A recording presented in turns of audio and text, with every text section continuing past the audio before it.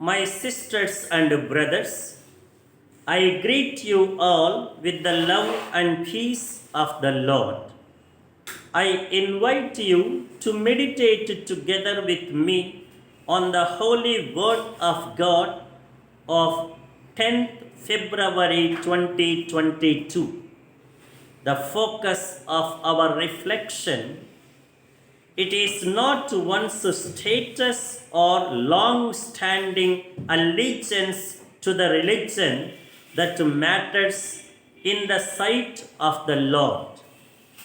What is pleasing in God's sight is the unfailing fidelity to cling to Him in spite of all the deviating pulls. The greatest sin of Solomon was his defection from Yahweh, the true God, and disloyalty to Him.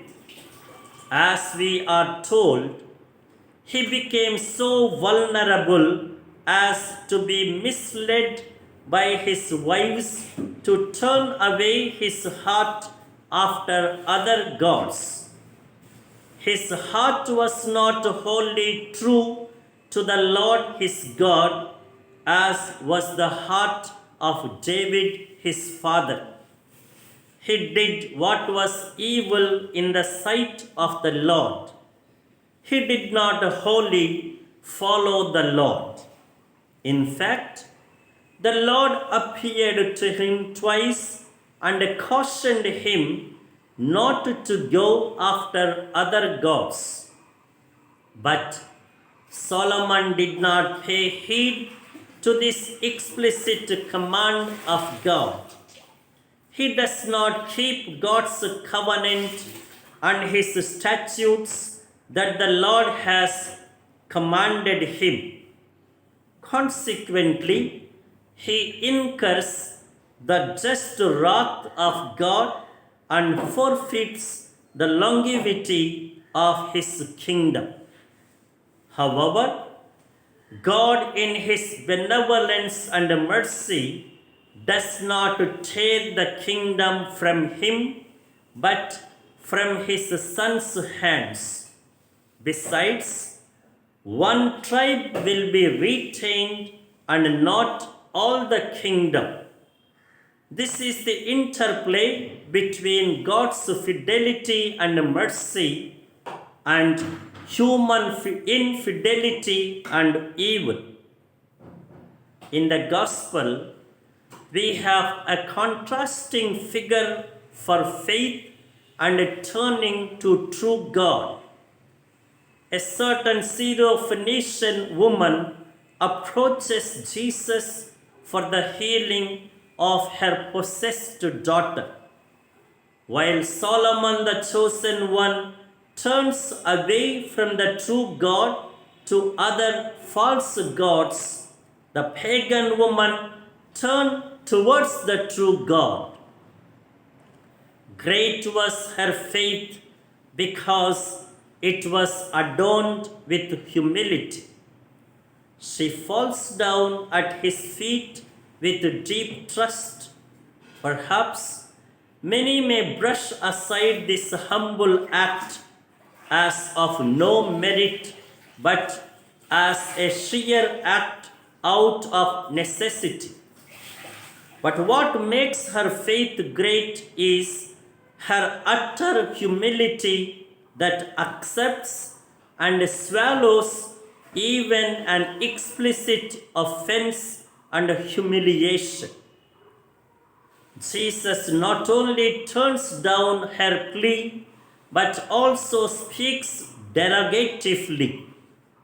It is not right to take the children's bread and throw it to the dogs. Here, some may argue, how could Jesus, who is above every discrimination and respects everyone and despises no one, how could he be so harsh and offensive? The point is not that. There can be different plausible explanations for this unusual offensiveness of Jesus.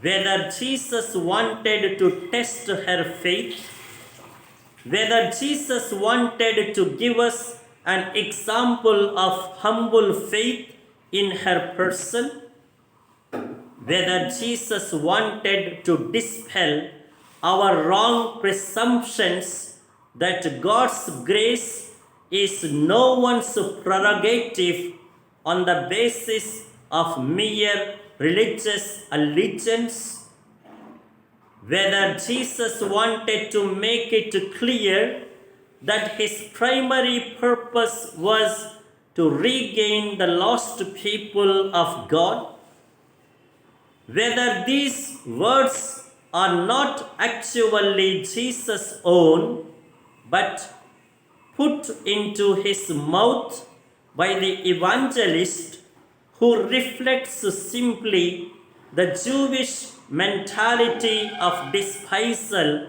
toward the Gentiles. Whatever it be, what steals the show is her unshaken faith that could respond, even the dogs under the table eat the children's crumbs. True faith is deeply humble and persevering. It is not easily upset and does not give up. Now the direction and the directive for our life.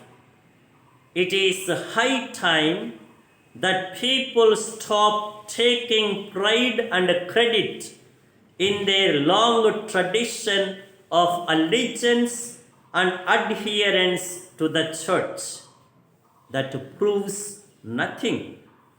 What is most important is humility to turn to him and surrender to him, and the fidelity to cling to him unswervingly.